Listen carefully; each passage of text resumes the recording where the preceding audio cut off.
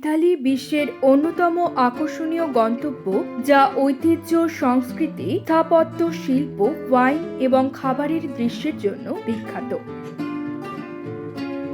Pizza, পাস্তাতেই কি শেষ ইতালীয় খাবার?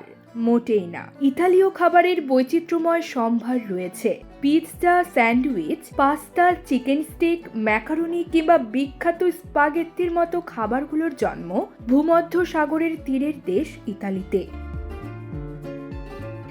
ইতালিয়ানরা পৃথিবীর সবচেয়ে বন্ধুবৎসল জাতিগুলোর একটি, যারা খাবারের সময় অন্যান্য জাতিসত্তার মানুষদের বিনয়ের সাথে আমন্ত্রণ জানায়।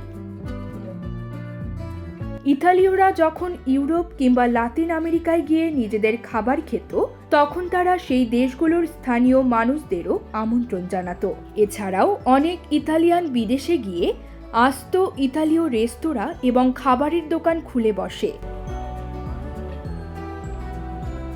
যেখানে সুস্বাদু ইতালীয় খাবার পাওয়া যায়। সেসব খাবারের দোকান কিংবা রেস্তোরাঁয় গিয়ে ইউরোপ ও আমেরিকার মানুষ ইতালীয় খাবারের সাথে পরিচিত হয় এবং সাদরে বরণ করে নেয়। আজকের ভিডিওতে ইতালীয় কিছু বিখ্যাত খাবার নিয়ে তথ্য তুলে ধরা হলো। পিৎজা। দারুণ ইটালিয়ান ডিশ পিৎজা হলো সবচেয়ে জনপ্রিয় ফ্ল্যাটব্রেড ডিশ, যা 18 শতকের শেষের দিকে নেপলসে উদ্ভূত হয়েছিল। এই ইতালীয় খাবারের সবচেয়ে জনপ্রিয় সংস্করণ পিৎজা মার্ঘেরিটা। সাভোর রানী মার্ঘেরিটার নামে নামকরণ করা হয়েছিল, যিনি এটিকে তার রাজকীয় সিল দিয়েছিলেন। পিৎজার অগণিত বৈচিত্র্য রয়েছে, প্রতিটিরই টপিংস এবং স্বাদের নিজস্ব অনন্য সমন্বয় রয়েছে। পিৎজার কয়েকটি জনপ্রিয় রূপ হলো মার্ঘেরিটা, পেপারোনি এবং হাওয়াইয়ান। এটি ইতালিতে এবং একটি বৈধ কারণে সেরা খাবার হিসেবে বিবেচিত হয়। লাসাগনা।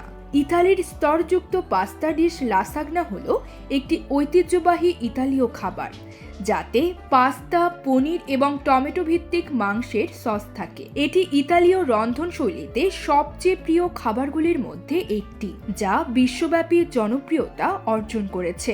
এই ইতালীয় থালাটি প্রথম মধ্যযুগে তৈরি করা হয়েছিল এবং প্রতিটি পরিবারে একটি অনন্য স্পর্শ যুক্ত করে প্রজন্ম থেকে প্রজন্মে চলে গেছে।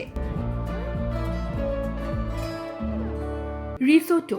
একটি ক্লাসিক প্রধান কোর্স ডিশ। রিসোটো হলো একটি ঐতিহ্যবাহী ইতালীয় খাবার, যা আরবোরিও নামক একটি বিশেষ স্বল্প শস্যের চাল দিয়ে তৈরি। চাল ধীরে ধীরে ঝোলের মধ্যে রান্না করা হয় যতক্ষণ না এটি ক্রিমি এবং কোমল হয়। থালাটি সাধারণত একটি প্রধান কোর্স ডিশ হিসাবে পরিবেশন করা হয় এবং বিভিন্ন উপাদান যেমন শাকসবজি, সামুদ্রিক খাবার, মাংস, পনির ইত্যাদি দিয়ে প্যাক করা হয়। রিসোটোর স্বাদ উপাদানের ভিত্তিতে পরিবর্তিত হয়, তবে এটি সাধারণত সমৃদ্ধ, ক্রিমি এবং স্বাদযুক্ত।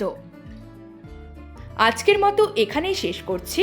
দেখা হবে পরবর্তী কোনো ভিডিওতে। কোনো মতামত থাকলে কমেন্ট বক্সে শেয়ার করুন।